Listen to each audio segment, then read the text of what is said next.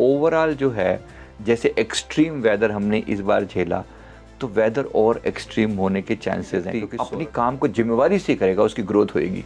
जहाँ सूर्य नेगेटिव भी हो जाता है, और नेगेटिव हो जाए तो डिफेमेशन बहुत होगा। मार्च अप्रैल तक जाते जाते कहीं ना कहीं पाकिस्तान से फिर दोबारा वैसी भिड़ंत होने के चांसेस हैं, जैसे सिंदूर के समय में हुई है, ऑपरेशन सिंदूर के समय चांसेस।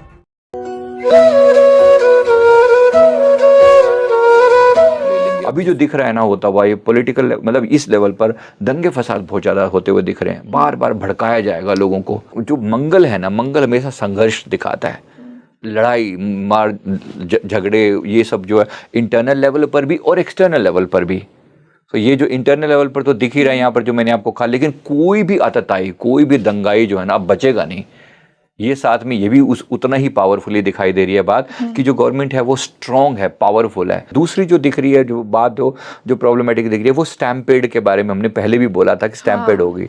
अब स्टैम्पेड को अभी भी हुई ना, 40 से ज़्यादा लोग बिना कारण के जो है ना, वो एक्टर विजय की रैली में जो थे वो लोग, किस प्रकार से उनको इतने सारे लोगों को अपना जान गंवानी पड़ी, उचित नहीं है। ये और भी दिख रहा है हमें, दुर्भाग्य से उसी साइड में ही दिखाई दे रहा है। मतलब कहीं ना कहीं किसी बड़े मंदिर में स्टैम्पेड की हमें वो दिखाई पड़ रही है कि एक और बड़ी स्टैम्पेड जिसमें बड़े लेवल पर कैजुअलिटीज हो सकती हैं। भगवान ना करे बात हो, लेकिन ऐसे होने की संभावना दिख रही है। तो एक जो प्रॉब्लम ये भी, मतलब ये अक्टूबर नवंबर के टाइम पीरियड में ही है ऐसा।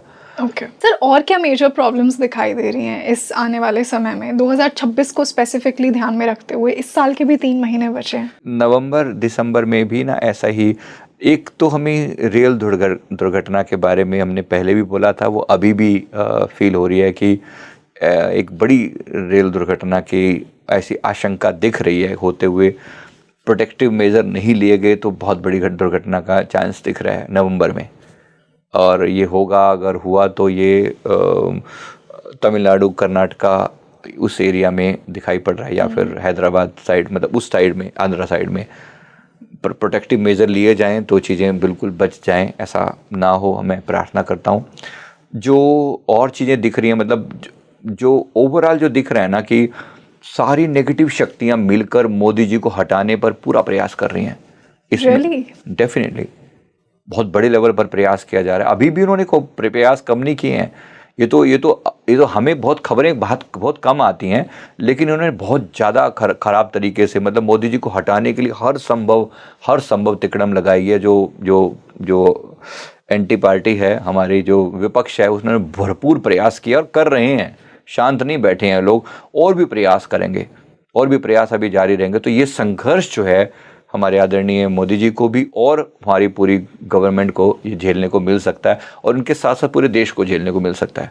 अभी ट्रंप वाली तो हमने सबने सुनी है कि टैरिफ वॉर छेड़ी है लिटरली उन्होंने ना, तो उसका भी जवाब देने की पूरी तैयारी है। तो एक जो चीज़ जो सामने दिखाई दे रही है, इनको लगा था कि भाई भारत बिखर जाएगा, भारत गिड़गिड़ाना शुरू कर देगा, पर ये नया भारत है, ये झुकने वाला नहीं है। और झुकने वाला नहीं है का मतलब अब पॉलिटिकली हम इस लेवल पर हैं जहाँ पर हम अमेरिका की आंखों में आंखें डाल के बात कर सकते हैं। तो ये बहुत पॉजिटिव है, ये बहुत स्ट्रॉन्ग है।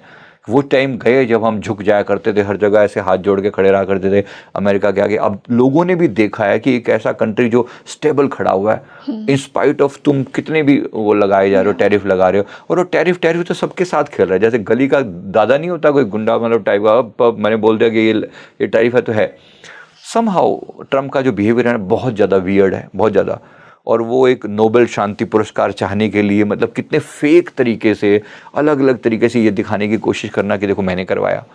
तो ये बहुत ज़्यादा ओवरऑल मैं ये कहना चाह रहा हूँ कि सारा जो उनकी एक डीप स्टेट जो है, आपने सुना ही होगा, मतलब वो उनकी जो इंटरनल पावर जो है, डीप स्टेट जो है, वो किसी भी देश को अनस्टेबल करने में पूरा प्रयास करते हैं। और हमने हमारे आसपास में सब जगह ही तो प्रयास किया उन्होंने। नेपाल की गवर्नमेंट कैसे हिल गई, हटा दिया ना चारा पूरी तरह से। और यहाँ देखो इसी तरह से बाकी सब जगह भी तो यही हुआ है ना।